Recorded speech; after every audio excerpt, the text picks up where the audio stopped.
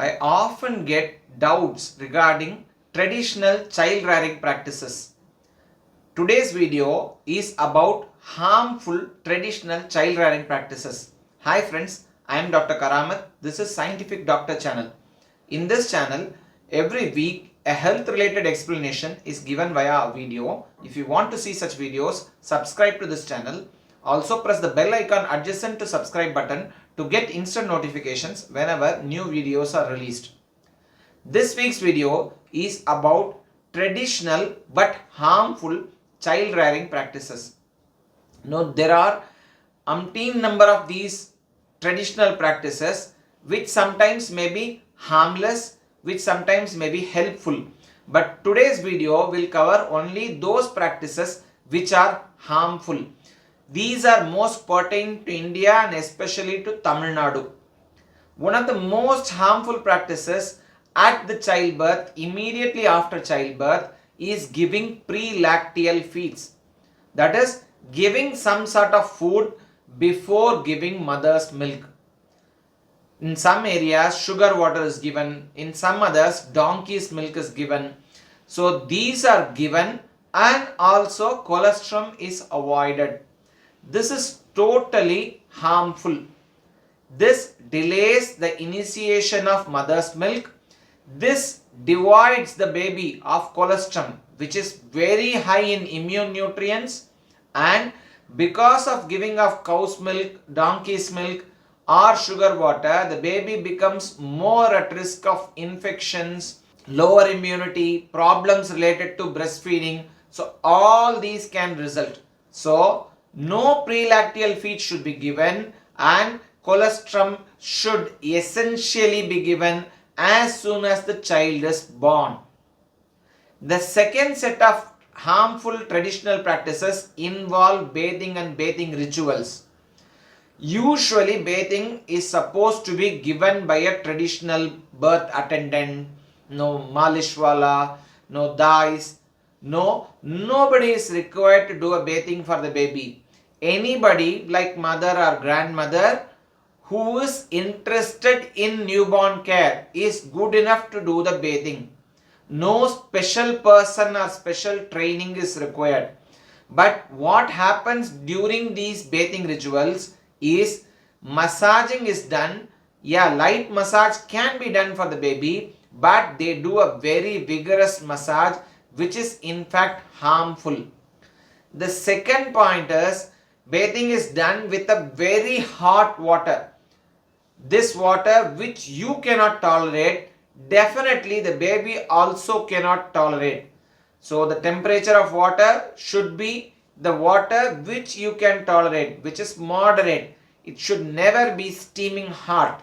The third harmful practice is installation of oil.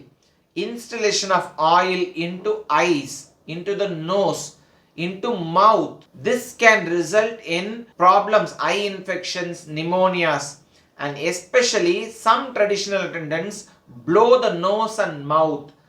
This is a sure shot recipe for disaster, results in pneumonia. Many children in this part of the country get admitted in newborn intensive care units, and some of them even die as a result of this dreadful practice. This should be abandoned. As I said, bathing is a simple process. Anybody can do it. Yeah, you can massage with a simple oil, but nothing should be applied into the nostrils, to the ears or into the mouth, and blowing should definitely be avoided.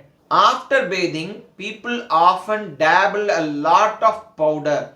Talcum powders are not preferred for babies. Just think about it. What are they for? They are supposed to be cosmetic. Your baby is beautiful even without this cosmetic addition. One, talcum powder contains talc, which might be carcinogenic in the long run, that is cancer causing, and it contains lots of artificial agents which may induce allergies. Also, because these are small particles, they may be inhaled into the lung, can cause damage to the lungs also. Hence, applying of powder to newborn babies can essentially be avoided. Third is application of this burnt soot or kajal to the eyes. Any eye preparation need not be or should not be applied to the eyes, because any poor preparation, poor hygiene during the preparation will result in damage to the eyes. This can even result in loss of eyesight. So definitely this needs to be avoided. The next set of harmful practices is giving traditional medicines for digestion of baby. This can be gutti or urai marandu in Tamil Nadu, or each state has their own recipe. For digestion of mother's milk, nothing addition is required. The mother should take a healthy diet. The mother should exclusively breastfeed. The baby will be fine. So you don't need gutti, gripe water or urai marandu for babies. The next harmful practice is either delayed or early, very early initiation of complementary feeding. So what should be given as complementary foods I have discussed elsewhere, but sometimes people start complementary feeding or other than mother's feeding by 2 months or 3 months. This definitely should be avoided, while some others delay it beyond 6 months of age. So complementary feeding should not be delayed beyond 6 months of age. If you feel the baby's growth is not adequate, visit the doctor. Don't initiate unscientific complementary feeding before the age of 6 months before consulting your doctor.